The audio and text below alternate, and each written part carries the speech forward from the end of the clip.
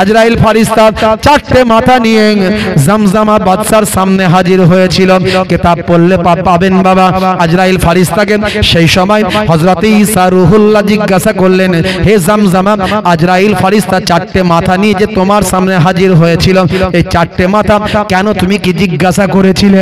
বলে এরকম কঠিন পরিস্থিতির মধ্যে আমি জিজ্ঞাসা করেছিলাম আপনার চারটে মাথা থাকার কারণ কি? হে তরুণ যুবকেরা, চারটে মুখ থাকার কারণ কি?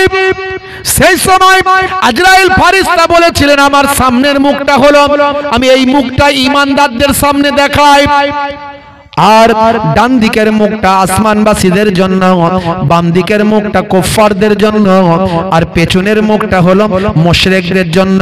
তুমি হলো মুশরিক, তুমি হলে মুশরিক, তুমি আগুনকে খোদা বলে মানো, আল্লাহর সঙ্গে শিরক করেছো, এক আল্লাহকে মানো না, তাই তুমি আমার পেছন দিকের মাথা দেখছো, পেছন দিকের মুখটা দেখতে পাচ্ছ।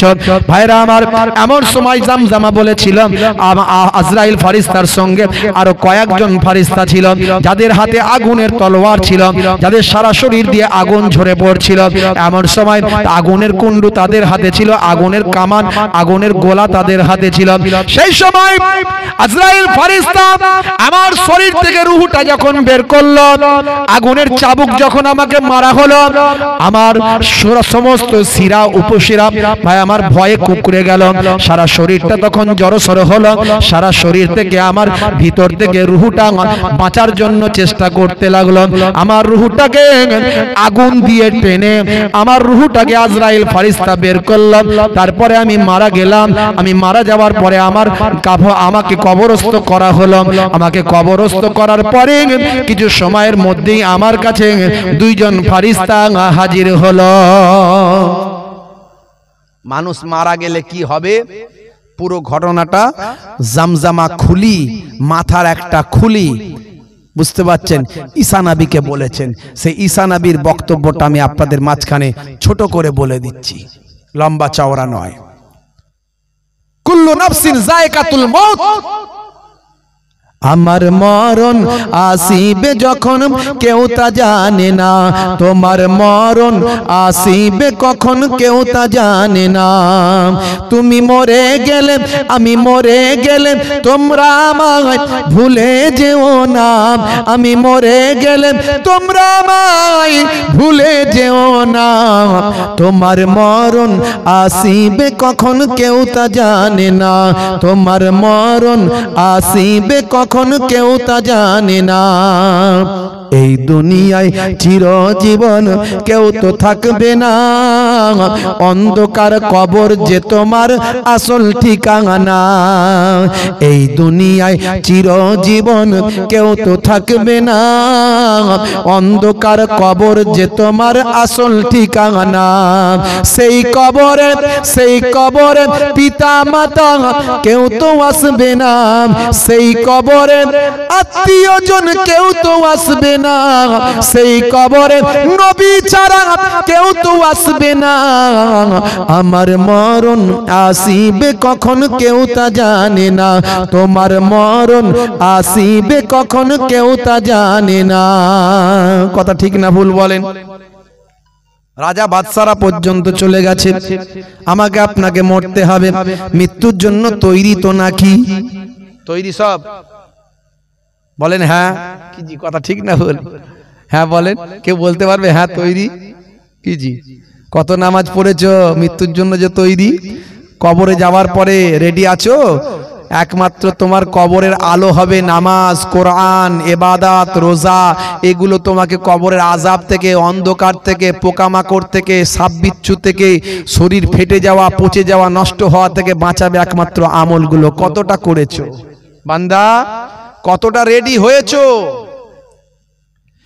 হে তরুণ যুবকেরা, হে আমার বন্ধুরা, জামজামা বলে হুজুর আমি কবরে যাওয়ার পরে আমাকে তিনটে প্রশ্ন করা হলো। আমাকে বলা হলো তোমার রবকে, মান রব্বুকা। আমি জানি না আমার রবকে, আমি বলতে পারলাম না। আমি তো আগুনকে আমার খোদা বলে মেনেছি। আমি চিন্তা করলাম এই বিশাল বিশাল দুইজন ফারিস্তা, তাদের দেখলে আমার ভয় লাগে। আমি বাদশা ছিলাম বটে, এত বড় যোদ্ধা ছিলাম, এত বড় শক্তিশালী মানুষ ছিলাম, কিন্তু এই কবরের ফারিস্তাদের দেখলে মনে হয় আজরাইলের থেকেও এরা ভয়ঙ্কর। এইরকম ভয়ঙ্কর মানুষ ফারিস্তাদের সামনে আমি কি কথা উত্তর দেব? আমি যদি বলি আমি আগুনকে খোদা বলে মেনেছি, তাহলে আরো শাস্তি হয়তো বেড়ে যেতে পারে। কিন্তু আমি কাকে খোদা বলে মেনেছি আমি তো জানি না। আমি আগুনকে আগুনের আরাধনা করতাম। এমন সময় হে তরুণ যুবকেরা, আমি বাঁচার জন্য বললাম তোমরা দুজন হলে আমার খোদা। এই কথা বলার সঙ্গে সঙ্গে তাদের হাতে ছিল আগুনের তলোয়ার, তাদের হাতে ছিল আগুনের কামান, আগুনের গোলা, আগুনের ওই ভাই আমার কামান, আগুনের গোলা তাদের হাতে ছিল। এমন মারল জমিনের সঙ্গে মিশে গেলাম, সারা শরীরটা টুকরো টুকরো হয়ে গেল, হাড় হাড্ডি গুলো কবরের ভিতর ভেঙে গুঁড়ো হয়ে গেল, কিন্তু আমার প্রাণটা বেরোলো না, আমি মারা গেলাম না হুজুর। সেখানে আর মৃত্যু হবে না, বুঝতে পারছেন? ধ্বংস হয়ে যাবে, মৃত্যু হবে না।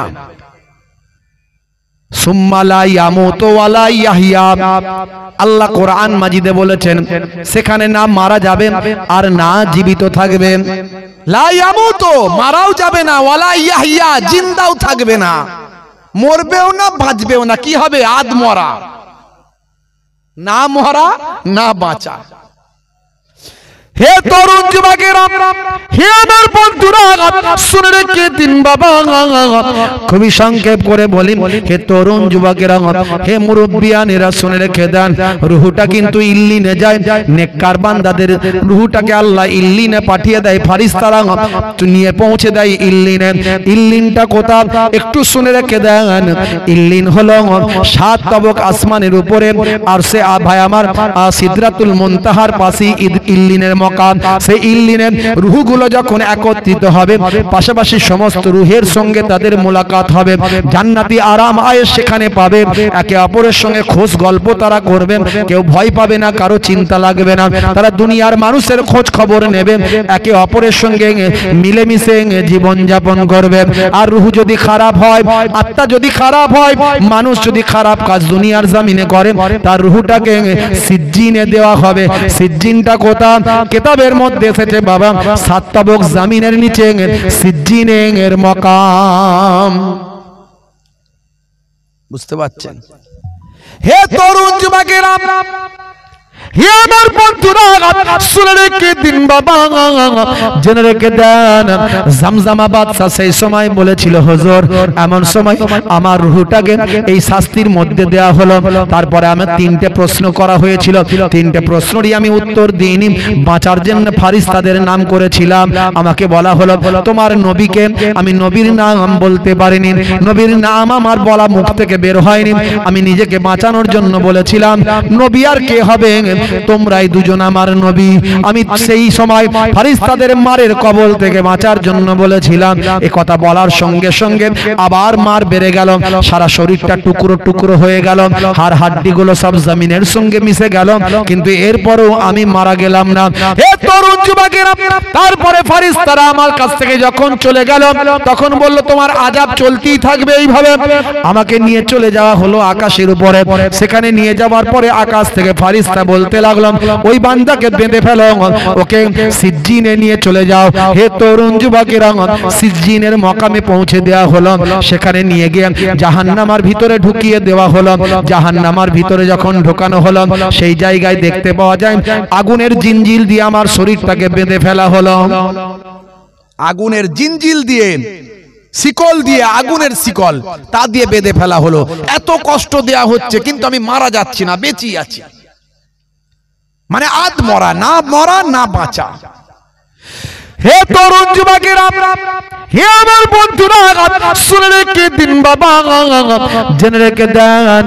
কতবার করে আমাকে আল্লাহর নবী হযরতে ইলিয়াস আলাইহিস সালাম আমাকে বলেছিলেন, হে জামজামা তুমি ঈমানটা কবুল করো, ভালো ভালো আমল তোমার আছে, ভালো কাজ তুমি করেছো, এর সঙ্গে কিছু ইবাদত বন্দেগী করো, নামাজটা তুমি পড়ো, রোজাটা তুমি রাখো, আর যাকাতটা তুমি দাও, সঠিক পথে জীবন যাপন করো, আমার আল্লাহ তোমাকে জান্নাতের উচ্চ মাকাম দান করবেন। সেদিন কত করে হযরতে ইলিয়াস আলাইহিস সালাম আমাকে বুঝিয়েছিল, যদি আমি নবীর সঙ্গে খারাপ ব্যবহার করিনি, কিন্তু নবীর কথা আমি গুরুত্ব দেইনি।